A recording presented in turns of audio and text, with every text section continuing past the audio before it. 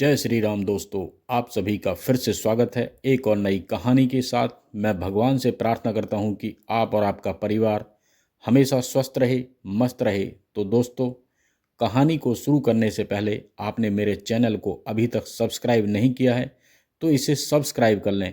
कहानी का नाम है राजा ने क्यों मारा अपने ही गरीब दरबान को। तो कहानी शुरू करते हैं। एक बार एक बादशाह सर्दियों की शाम अपने महल में दाखिल हो रहा था। तभी उसने एक बूढ़े दरबान को देखा जो महल के मुख्य दरवाजे पर बिल्कुल पुरानी और फटी वर्दी में पहरा दे रहा था। बादशाह ने उस बूढ़े दरबान के करीब अपनी सवारी को रुकवाया और उससे पूछा, सर्दी नहीं लग रही तुम्हें इन फटे हुए कपड़ों में? कैसे रात गुजारते हो? दरबान ने जवाब दिया, बहुत लग रही है हुजूर, मगर क्या करूं, गरम कपड़े नहीं हैं मेरे पास, इसीलिए मजबूरी में बर्दाश्त करना पड़ता है। कोई चारा भी नहीं है और ड्यूटी तो करनी ही है, क्योंकि अपने को गुजारा कैसे होगा? अपने को 2 वक्त की रोटी तो खानी ही है ना। बादशाह का दिल पसीज गया और वह सोचने लगा कि इस बूढ़े के लिए क्या किया जाए।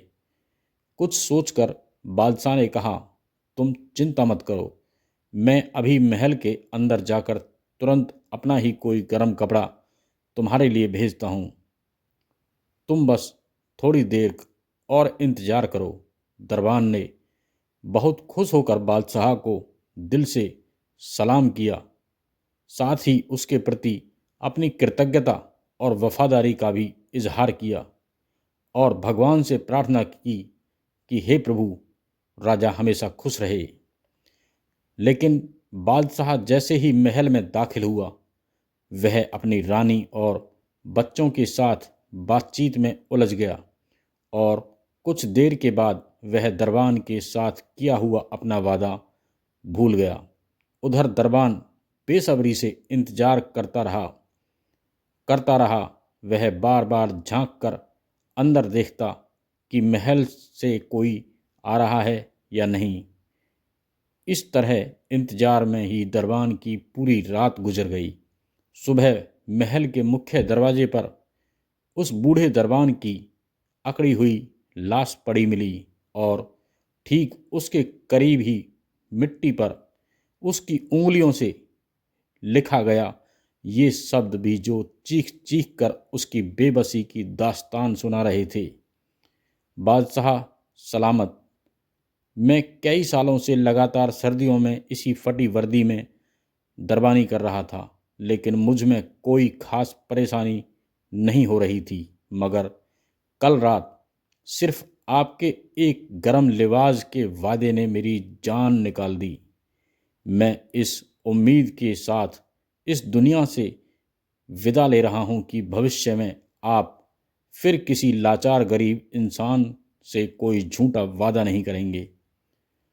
सहारे व्यक्ति को अंदर तक खोखला कर देते हैं और दूसरों के प्रति उसकी उम्मीद उसे बेहद कमज़ोर बना देती है।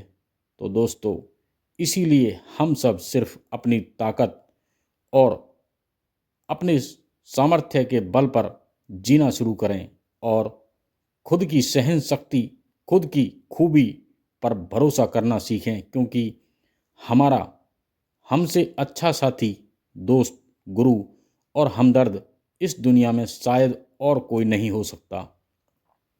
ये हमें हमेशा याद रखने की ज़रूरत है कि ज़िंदगी तो अपने दम पर जी जाती है, दूसरे के कंधों पर तो सिर्फ जनाजे ही उठा करते हैं। दोस्तों, कहानी आपको पसंद आई हो तो इसे लाइक करें, शेयर करें।